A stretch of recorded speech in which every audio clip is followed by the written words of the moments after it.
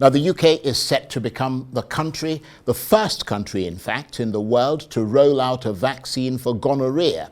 It's a sexually transmitted disease which affects over 80 million people around the world. Despite having been known for centuries, gonorrhea has often proved to be drug resistant. Well, for more on this, I'm joined now on the line from London by Arise correspondent Lape Olarinoye. Good to see you, Lape. Just tell us a bit about this vaccine. I understand it wasn't specifically designed for gonorrhea. That's correct. Now, the data of people that have contracted this infection dates back to 1918, just after the First World War. And we know that since then, the current rate of infection has never been this high. Just as of 2023, over 85,000 people in the UK contracted the infection. Now, typically, the way in which the health centres and the sexual health clinics deal with this infection is by giving out antibiotics. Unfortunately, because of the sheer amount of cases and the repetition of it, people have become more antibiotic resistant to it. That, of course, has led to these increasing amount of research that's gone into this vaccine. This vaccine, of course, is not the answer to the infection rate, because it's only effective by 30 to 40%.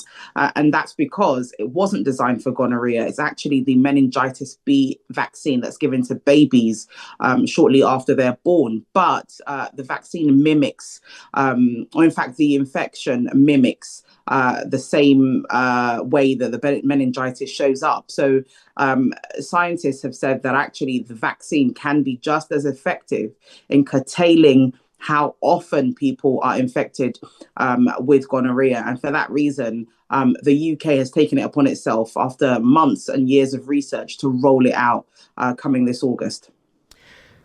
And do we know the people that they're hoping to target specifically with this vaccination program? I understand that they are focusing primarily on high-risk groups such as gay and bisexual men. That's correct. It is worth noting, Charles, though, that some of those who are typically affected by the increase of infection rate of gonorrhea are typically, like you pointed out, gay and bisexual men, but also people of Black and Caribbean backgrounds. And so for that reason, there is going to be some sort of discretionary process. So anybody that is a high risk, which includes those people I've just stated, but also anyone that has a reoccurring infection, which actually happens to many of the people that contract gonorrhea. And so for that reason, it will be at the discretion of the sexual health clinics. But on the top of that list will be people that are gay and bisexual, who will first, and males, by the way, who will first receive this vaccine come August. So it's interesting how the NHS wants to roll that out, but also much more of a win for many people who have campaigned for this to happen. Many people who have been affected by this are all clamoring, actually, that this couldn't come anytime sooner.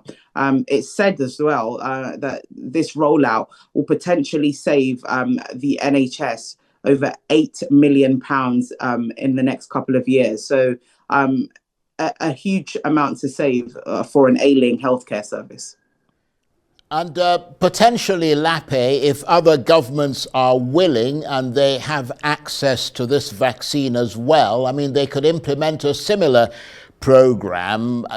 Gonorrhea, I understand, is growing around the world. So even if the UK is combating it, surely it has to do so in cooperation with other countries.